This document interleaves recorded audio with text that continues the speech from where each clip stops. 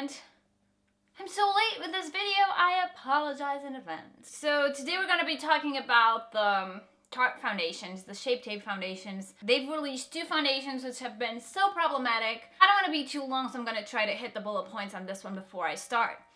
So they've been teasing the Shape Tape Foundation ever since the Shape Tape Concealer was released. It was such a huge success. The hype was real, and I still love the Shape Tape Concealer so much. And they were very cagey about it. First of all, the shade range, they had 15 shades for each of the foundations. And I'm gonna put the photos right here because it's almost unbelievable. Who releases 15 shades of foundations? A big brand. It's not even an indie brand or like a small brand. It's a huge ass brand, and I don't understand. And they released a hydrating foundation and matte foundation.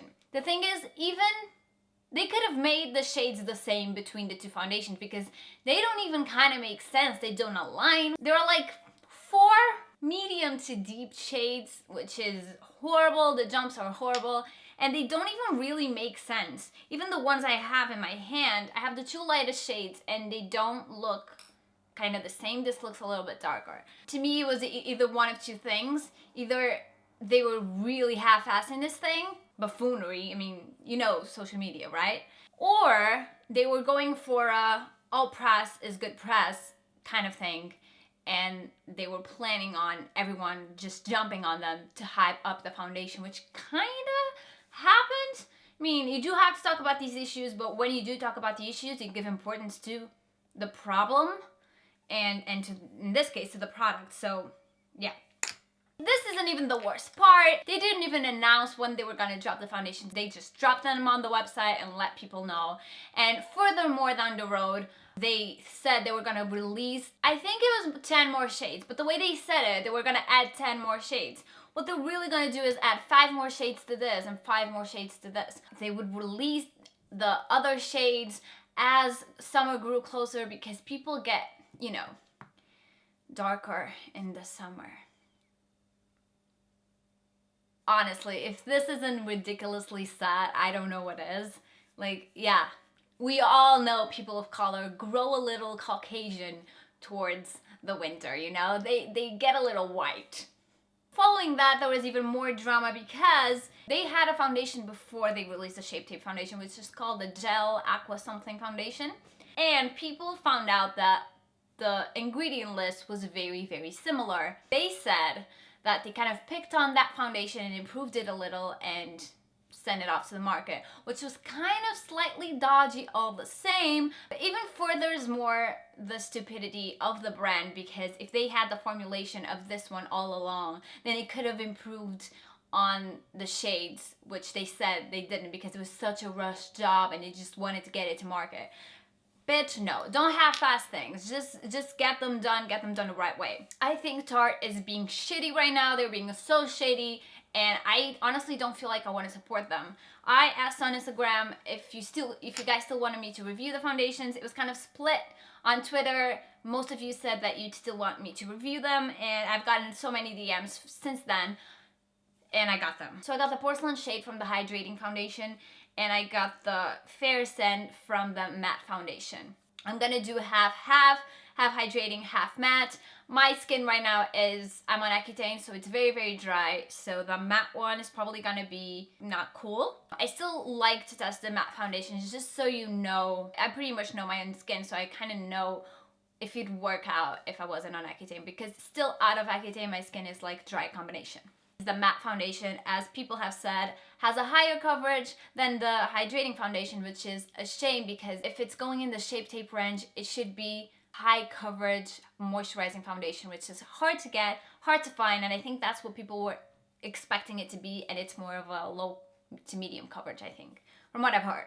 We're going to do everything with a beauty blender. I usually do half brush, half beauty blender, but because we're splitting the face already, it just doesn't make sense. So let's open this up. Kind of applicator is similar, and I'm gonna start by saying that the Shape Tape concealer, the fairest shade, is close to my shade, but it isn't light enough to be my shade. I still wear it, but it is not my exact shade, so keep that in mind. Okay, let's start with the hydrating one. This is way too yellow. I can't tell honestly if this is my shade or a little bit darker because it is so yellow.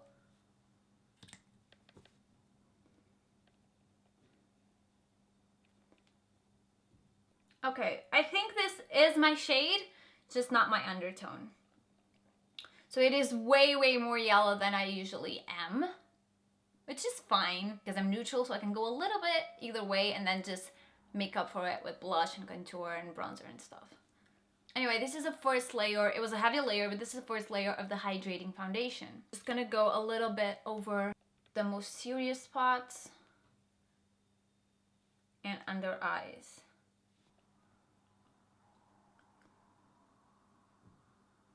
Okay, I like the texture. It has a really nice finish. I think it builds up well. I don't think it goes up to full coverage, but it goes to a medium to high coverage, which right now I like. It's still yellow toned, so that's fine. I think it's slightly darker as well. I'm using another part of the Beauty Blender, so this part was the hydrating one and this part is the matte one. This one is slightly darker. It's not too noticeable, but I prefer this type of shade. I think this is a little more pasty and consistent, so it's a little more high coverage. Going under eye with it. Also dries faster because it is matte, so keep that in mind when you are applying. I don't know where the Shape Tape Concealer, I think it's kind of like, it's not as hydrating as this, but it's definitely not as matte as the foundation, I think. I like the texture on both of them, to be honest. This is a slightly more matte version of this, so this is a little bit more high coverage, and it is settling a little bit on my dry flakes, but on the parts where I don't have dry flakes, it goes on beautifully. Especially under eyes here, you can see that the coverage is a little bit more intense. And here we have a little bit more of the dewiness. While it's not completely matte here. I hydrated a lot, to be honest, so I don't know if anything could be matte. This kind of fades into this color, and this clearly contrasts a little. So I think this pulls a little bit more yellow and darker. And I definitely prefer the hydrating one in terms of color, and I definitely prefer the hydrating one in terms of texture right now. Here is where it starts to get crummy because it's my most dry area. And under eye, it's a little crummy on the matte side. But the rest does look very good, even if slightly yellow. On the hydrating side, we have a more sheen, more beautiful sheen. Under eye, it's still not perfect because my under eyes are... Yeah, you can definitely see that it's a lot better. Here, I don't think this foundation would work as an under eye concealer though, because it's just not high coverage enough. And you can still see a little bit of the pigment showing through, so I applied 2 layers of each. So here you can see that it covers a little bit more than here. And around the mouth as well is so much better on the hydrating side. Ordinarily, I think I'd powder the hydrating one just a little bit. I'm not going to powder either, and we'll see what happens. So I'm going to do the rest of my makeup, and... Okay, so I was going to do my makeup right after, but then my boyfriend arrived with food, and I was hungry, so... But we're here, and 3 hours later, I've done my makeup. I didn't start feeling the tightening sensation on this side until about after the first hour. It's not so overpowering that it's uncomfortable for me. It's still comfortable, it's just a little more tightening. And you can see, like, I have highlighter on both sides, but you can see, like, there's a natural glow here from within the skin, and here it's just very matte. Around here, you can see that the lines are starting to set as well, and not as much here, so this is much more flexible. Around the nose is where you really see like the glowiness of the foundation. So there is no oils coming through, and here there's a little bit, which I like. Underneath the eyes, so I don't love the coverage to begin with here, and it's just a little flaky, which is normal for me. The coverage kind of held up, I think, throughout application of blush and everything. On this side, the under eye is just ridiculously bad, which is to be expected. I wouldn't put a matte foundation on my under eye because I know I have super dry eyes. The pores look good though, like they don't look bad. And the coverage, again, is still pretty much there. So I like that. Because this is 3 hours in, I'm gonna count this as the 4-hour check-in and see you in a few more hours.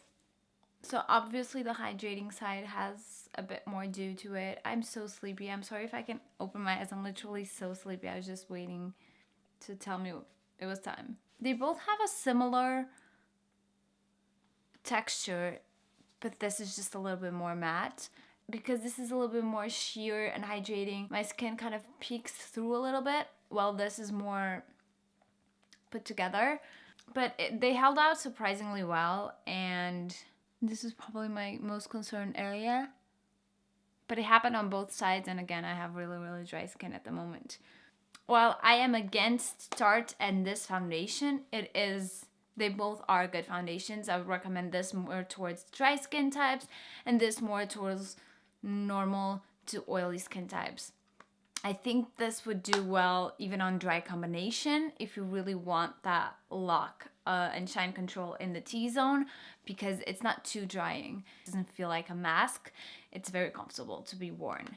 I don't know, I just feel wrong recommending this foundation just because of the whole drama and mess, and like at this point coming up with a foundation that has 4 shades for people of color is just blatant racism, and it's